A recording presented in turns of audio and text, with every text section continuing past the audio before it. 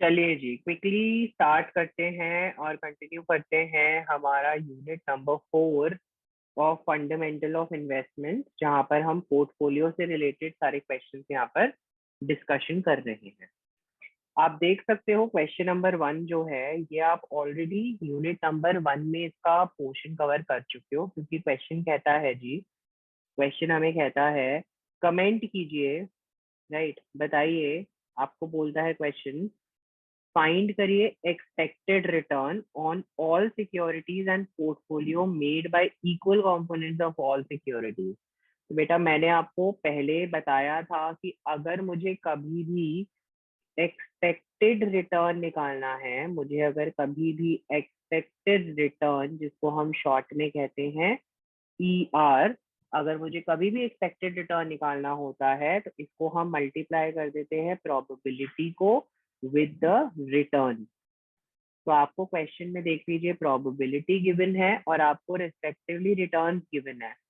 हमें क्या करना है, केवल प्रोबेबिलिटीज को रिस्पेक्टिव रिटर्न से मल्टीप्लाई करना है और आंसर निकालना है। तो अगर आप देखेंगे, मैंने यहाँ पे सीधा सीधा एक टेबल बना देनी है, राइट। मैंने यहाँ पे सीधा सीधा यहाँ पे एक टेबल बना देनी है जिसमें मैं लिखूंगा probability security A, right, and expected return of A. Then I'm going to write for security B, and then I'm going to write the expected return for security B.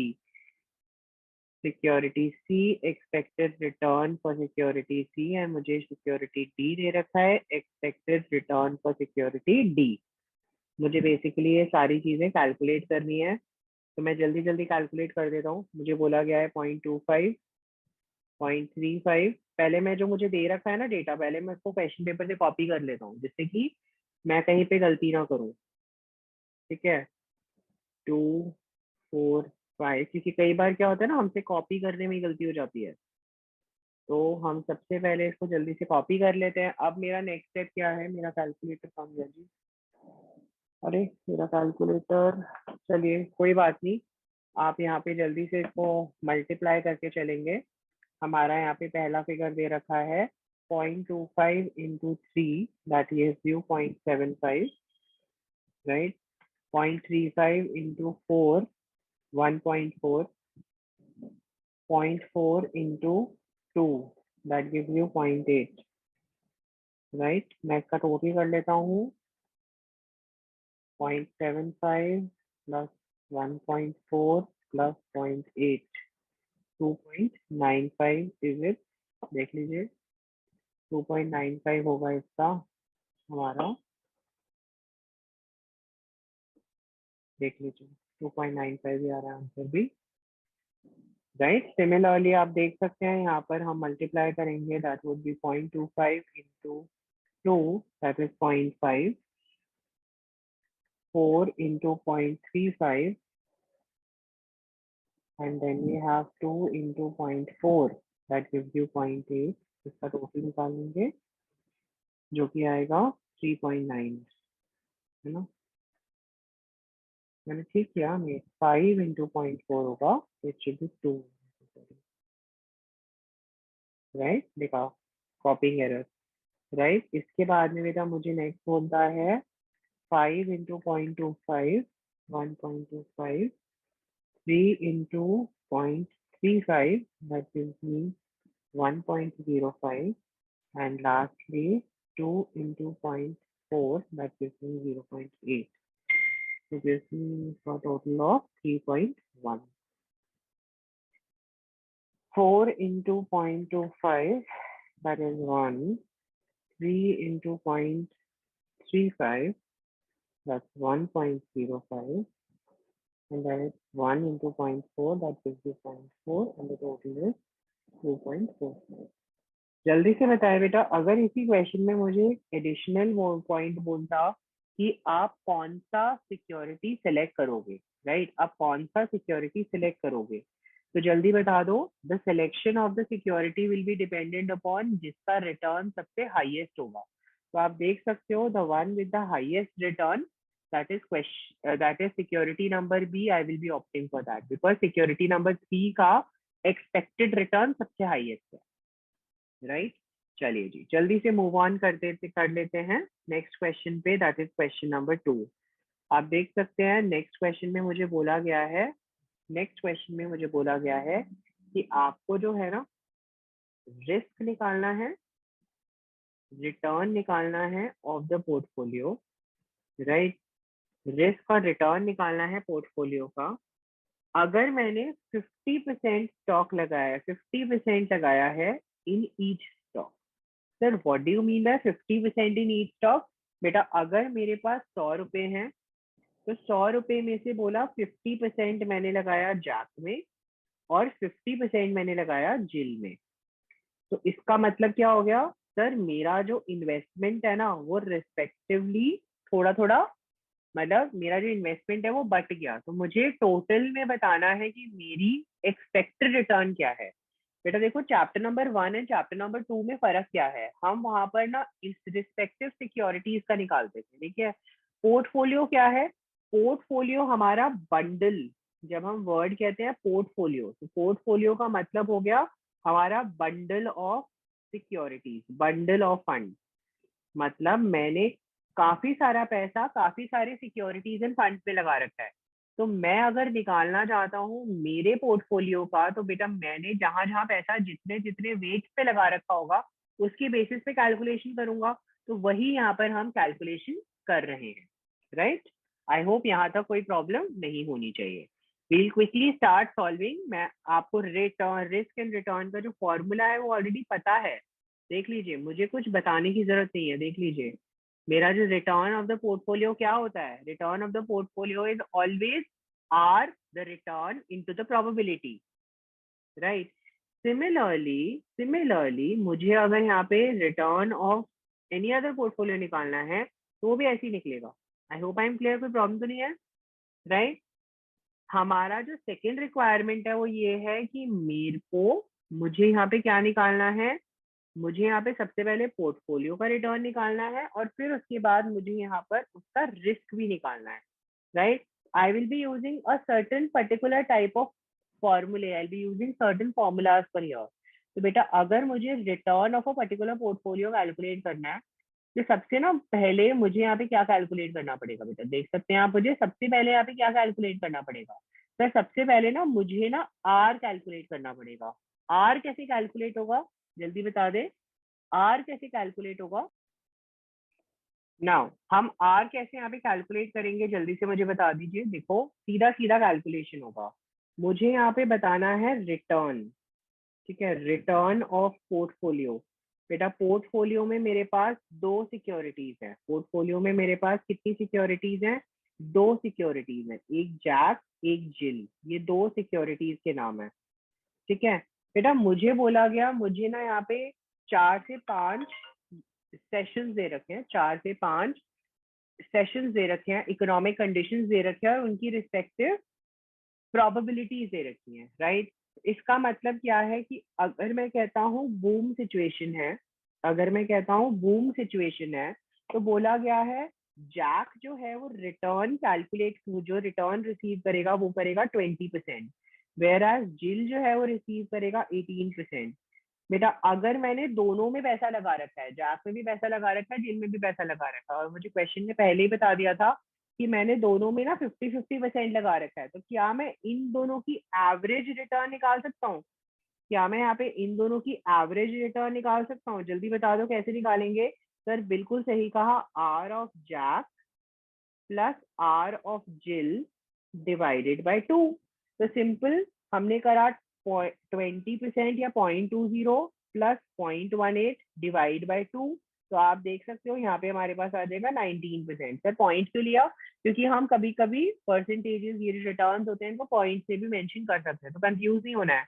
Answer वही 19% आएगा, answer आएगा 0.19 उसको multiply by 100 कर देंगे। Sir similarly क्या है, similar तरीके से रिसेशन का भी निकाल सकता हूँ? सर बिल्कुल निकाल सकता हूँ। सर रिसेशन में ना मेरे को ना रिटर्न देने की बजाय लेने के बारे में बताया, मतलब I have negative returns out here. Sir negative returns मतलब लॉसेस हैं, तो नेगेटिव रिटर्न्स में मुझे यहाँ पे उन्होंने क्लियरली एक चीज बता दी कि नेगेटिव रिटर्न्स है मेरे पास -15% एंड -10%। तो सर मैं क्या करूंगा, -15 प्लस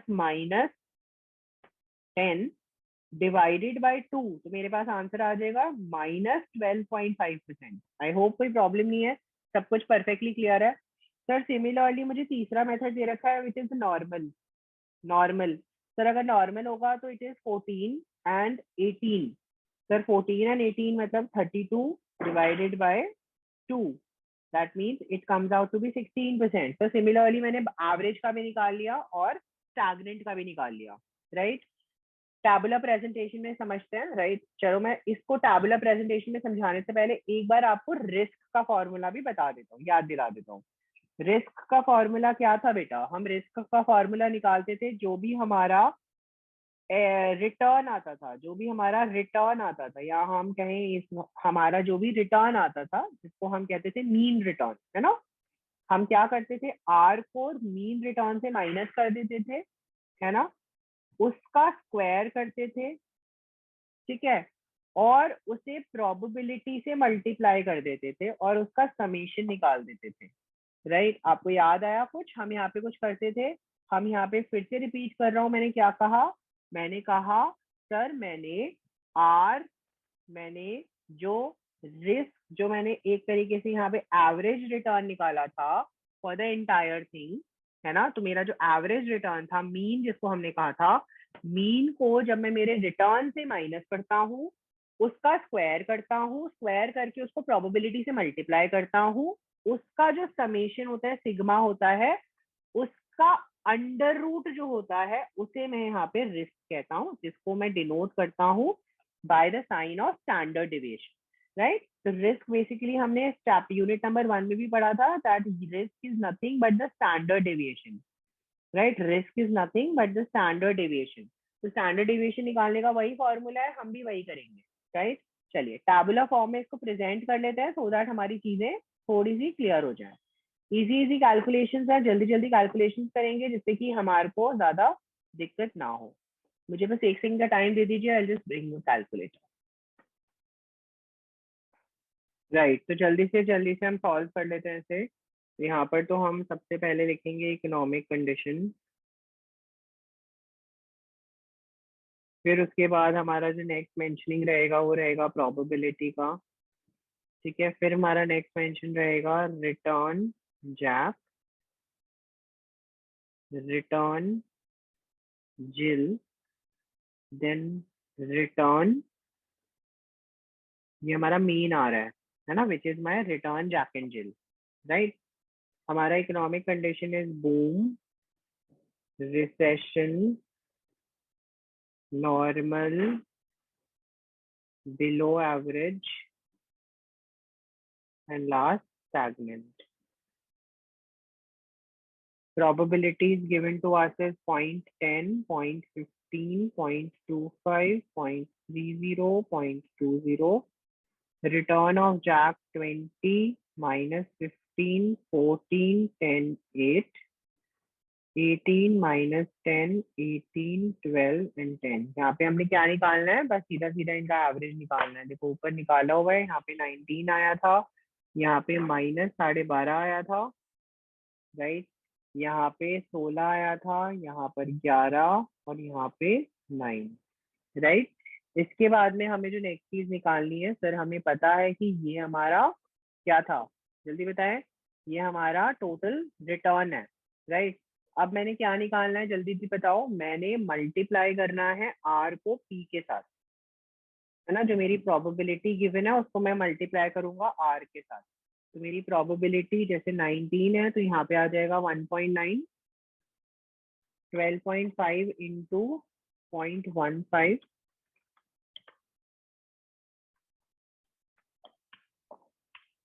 0.225, लेकिन ये नेगेटिव में है, ये ध्यान रखना है ना। Then we have 16 into 0.25, that is 16 into 0.25, that is 4. Then we have 11 into 0.3, that gives me 3.3. And similarly 0.2 into 9, that gives me 1.8. मैंने बस क्या करना है, इसका टोटल कर देना है। तो 1.9 minus 0.225 मेरे को थोड़ा गलत लग रहा है यहाँ पर।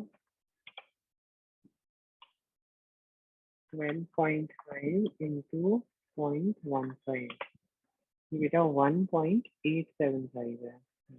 तो थोड़ा गड़बड़ लग रहा था, तो इसलिए था 1.9 minus 1.875 plus 4 plus 3.3 plus 1.8।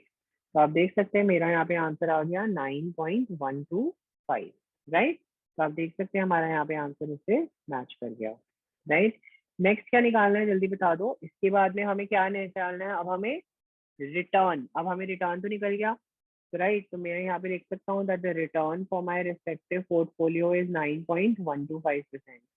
Sir अब मुझे निकालना है रिस्क। रिस्क के लिए मुझे क्या चाहिए, summation of probability into R minus R bar, right, का स्क्वायर। तो मेरे को सबसे पहले तो आर माइनस आर बार निकालना पड़ेगा। यही एक तरीके से मेरा आर बार भी है ना, यही मेरा आर बार भी है। तो मैं यहाँ पे क्या निकालूंगा, सबसे पहले R minus R bar. That means I am going to do 9.125 minus 19. So that gives me 9.875, right? Similarly, 12.5, which is a negative figure, 12.5, which is a negative figure, minus 9.125. So this gives me minus 21.625, right? Then I am given 16 minus 9.125. That means it is a positive figure of 6875, right? Then we have 11 minus 9.125. That gives me 1.875. And this gives me 9 minus 9.125. That gives me a negative 0.125. Sir इसके बाद क्या करना है, मुझे are minus R बार का ना square करना है, और फिर इसको मैंने प्रोबेबिलिटी से मल्टीप्लाई कर देना है ना। जब मेरे पास आंसर आ जाएगा तो मैंने यहाँ पर इसका कैलकुलेशन दिखा देना है।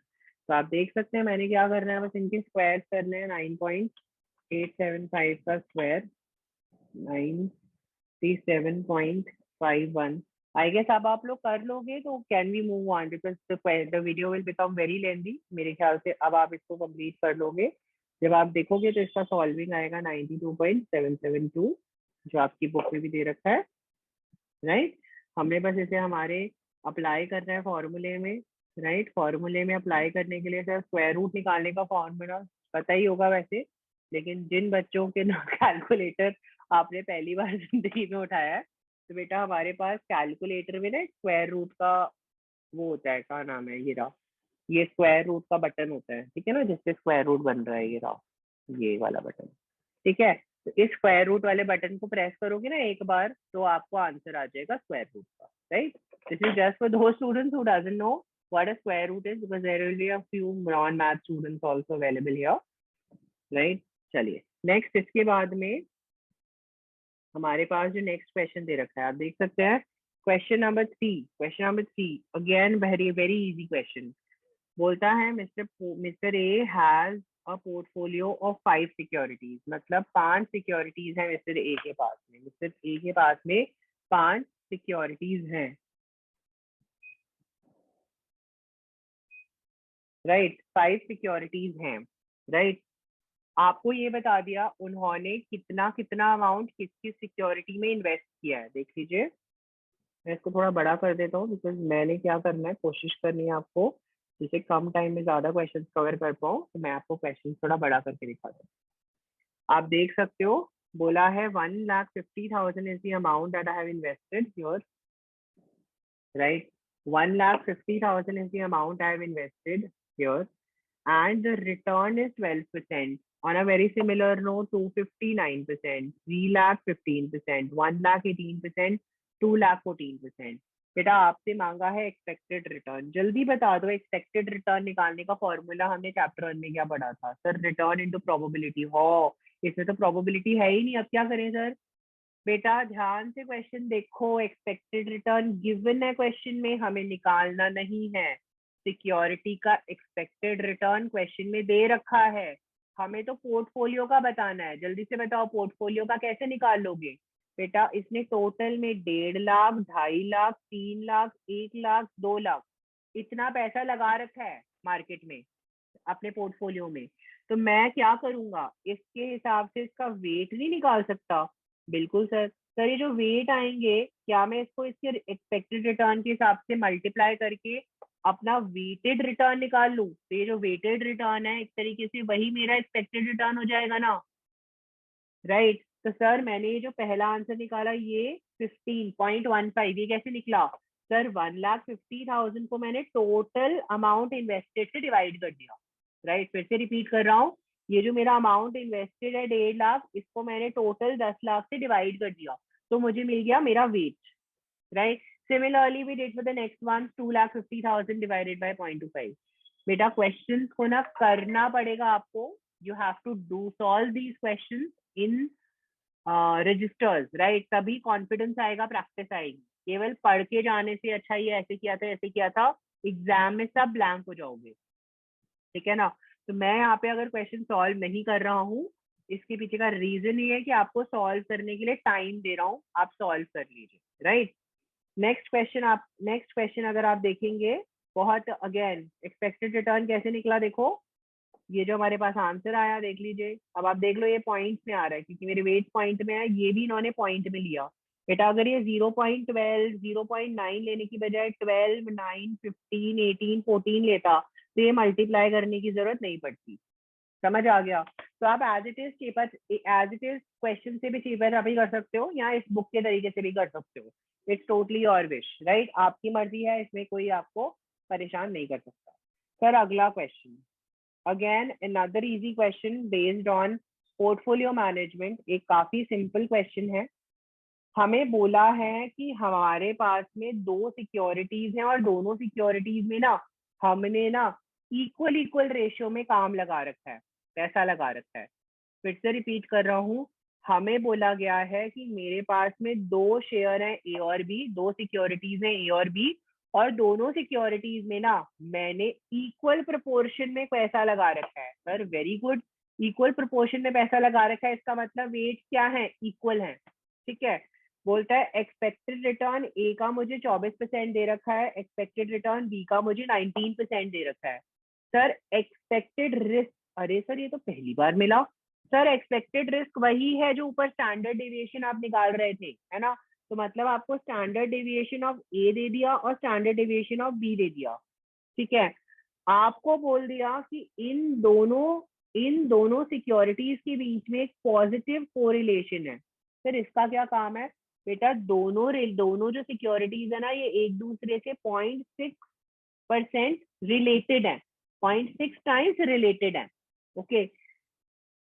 आपको बोला है कैलकुलेट करो expected return of the portfolio. Very easy sir, sir very easy.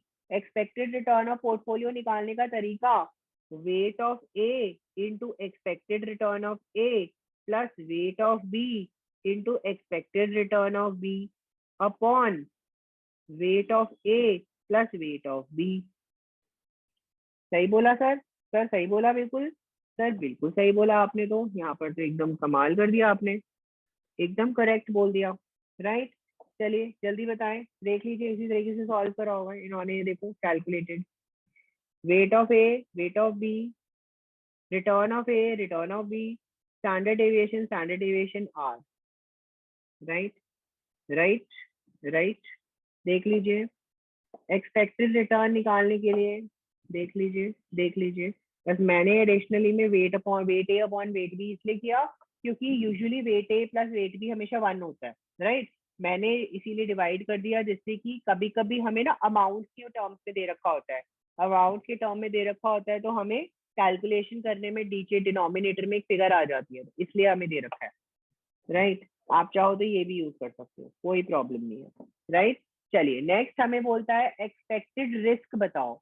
Sir expected risk का फॉर्मूला क्या होता है? सर एक्सपेक्टेड रिस्क का ना बहुत सिंपल फॉर्मूला होता है, अंडर रूट में हम कहते हैं वेट ऑफ ए का square into standard deviation, risk of A का स्क्वायर, है ना?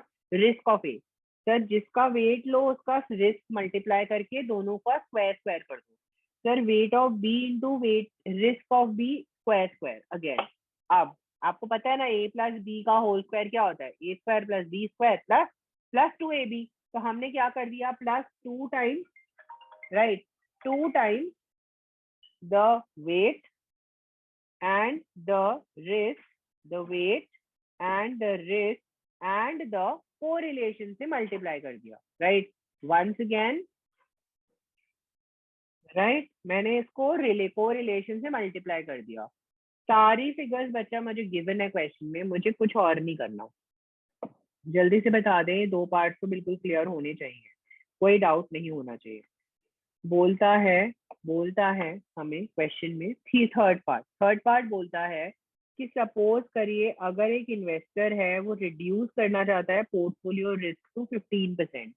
मतलब वो कहता है कि मेरा जो पोर्टफोलियो रिस्क, जो क्वेश्चन में कितना आ रहा है, मेरा जो पोर्टफोलियो रिस्क है वो आ रहा है 22.84%, है ना। और मुझे अगर इसको कम करना है 15%, ओके, कम करना है 15%, तो अगर मुझे 15% तक लाना है तो मुझे कितना पैसा, how should the correlation coefficient be to bring the portfolio risk to the desired level. मतलब मेरा जो इन दोनों के बीच का, जो मेरे सिक्योरिटीज के बीच का जो कोरिलेशन कोएफिशिएंट है ना, जो कोरिलेशन कोएफिशिएंट है वो कैसे रिलेटेड होना चाहिए जिससे कि मैं रिस्क जो है वो 22.8% की बजाय 84% की बजाय मैं उसको नीचे ले आऊं, मैं नीचे ले आऊं to what, to 22% to 15%।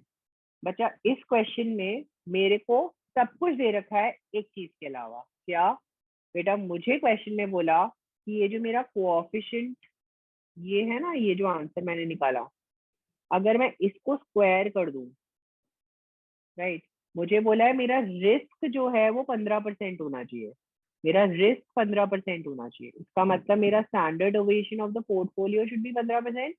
That means मैंने जो ऊपर अभी फॉर्मूला लगाया ना, इसमें बस इसको छोड़ के बाकी सब चीजें एज इट इज होंगी, बाकी सब चीजें एज इट इज होंगी। बस ये आर की वैल्यू मुझे नहीं पता, ठीक है, मुझे बस ये आर की वैल्यू ही निकालनी है। आपको सब पता है क्वेश्चन में कैसे सॉल्व करना है। बेटा पहले तो मैं क्या कर लूंगा, दोनों साइड, क्योंकि मेरे को पता है अंडर रूट आर की वैल्यू निकालना बड़ा मुश्किल काम है, तो इसने क्या कर दिया, इसने दोनों साइड ना स्क्वायर कर दिया, वैल्यू पुट करके दोनों साइड स्क्वायर कर दिया और फिर आर की वैल्यू यहाँ पे डिटरमाइन कर ली। Easy and simple, right. तो आप देख सकते हो अगर मुझे मेरा रिस्क जो है, मुझे अगर मेरा रिस्क जो है वो 15% चाहिए तो उसके लिए मेरा कोरिलेशन कोएफिशिएंट जो है वो -0.3 होना चाहिए। आई होप आई एम क्लियर, जल्दी बता दे, ऑल इज परफेक्टली फाइन। जल्दी से क्वेश्चन नंबर 5 की तरफ मूव ऑन करेंगे। क्वेश्चन नंबर 5 देख लो, अभी करा है ऐसा क्वेश्चन, कोई टेंशन ही नहीं होना चाहिए इस क्वेश्चन में, तो कोई टेंशन ही नहीं होना चाहिए सर, अभी करा है ऐसा क्वेश्चन। देखो नॉर्मल बूम एंड डिप्रेशन का आपको प्रोबेबिलिटी दे दिया, सिक्योरिटी ए सिक्योरिटी बी का रिटर्न दे दिया, ठीक है। क्वेश्चन को देख के बता दूंगा, रिटर्न एंड रिस्क निकालने को बोला है, देख लो। Based on the information find out the expected return and the risk. अगर बोलता है मिस्टर शर्मा के पास में 1 लाख रुपए हैं, wishes to invest 40,000 in security A and the balance in security B, what will be his expected return of the portfolio. तो sir पहले तो मैं क्या करूंगा, सर पहले तो मैं नॉर्मली एक्सपेक्टेड रिटर्न निकालता हूँ और एक्सपेक्टेड वो निकालता हूँ। अब मुझे यहाँ पे क्या दे दिया इन्होंने, सर मुझे वेट भी दे दिए। सर वेट कितने दे दिए, 0.4 एंड 0.6। 1 लाख रुपया, 1 लाख में से 40,000 लगाया ए में, 60,000 लगाया बी में, तो मेरे पास कितना बचा, 0। सर 40% ए में लगाया, 60% बी में लगाया, तो 40% वेट 0.4 वेट हो गया हमारा ए का, 0.6 वेट हो गया बी का। हमें क्वेश्चन में क्या बोला है कि एब्सोल्यूट टर्म्स में बताओ, है ना, कि हमारा expected return of the portfolio क्या होना चाहिए। एक्सपेक्टेड रिटर्न निकालने के लिए तो सबसे पहले तो मैं क्या निकालूंगा, टोटल रिटर्न ऑफ पोर्टफोलियो ए, है ना। सबसे पहले तो मैं क्या निकालूंगा, total return of portfolio A.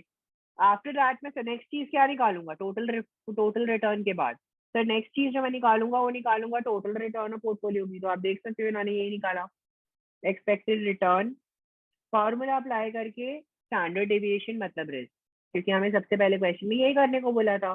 Sir second फिर मैंने बी के लिए निकाला, सेम चीज देखो मैंने बी के लिए निकाला, वही रिस्क वही रिटर्न, वही रिटर्न, है ना। अब आप देख सकते हो मुझे नेक्स्ट चीज क्या बोली है। सर मुझे नेक्स्ट चीज बोली है expected return of the portfolio. बताओ जल्दी से बताओ, expected return of the portfolio का formula. Sir expected return of the portfolio का फॉर्मूला था R A into W A plus R B into W B. Solve करके आंसर आ गया। सिंपल सिंपल, 10 से 11 मार्क्स का क्वेश्चन है। देख लीजिए बहुत सिंपल कॉन्सेप्ट है, कुछ इसमें काम नहीं है। जल्दी देखिए अगला question. Expected return standard deviation दे रखा है, expected return and standard deviation given है क्वेश्चन में। सर एक्सपेक्टेड रिटर्न और स्टैंडर्ड डेविएशन गिवन है।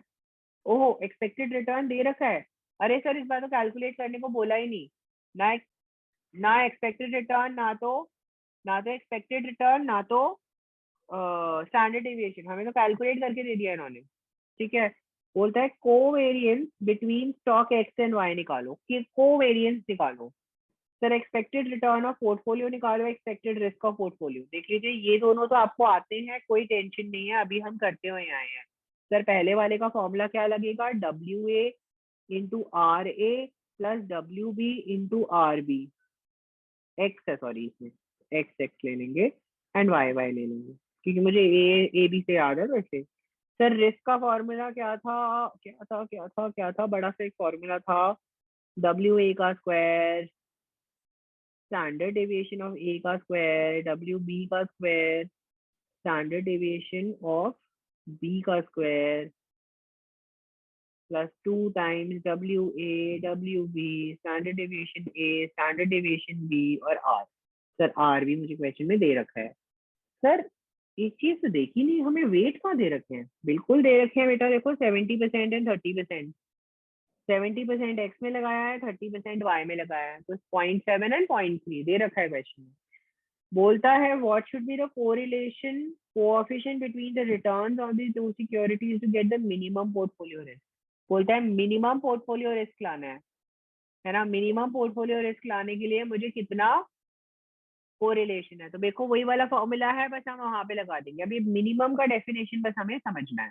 तो आप देख सकते हो इस क्वेश्चन में मुझे एक तो ये वाला पार्ट समझाना है, ए पार्ट तो पूरा समझाना है, और फोर्थ पार्ट में बस आपको मिनिमम का डेफिनेशन बताना है, बाकी तो आप खुद कर लोगे।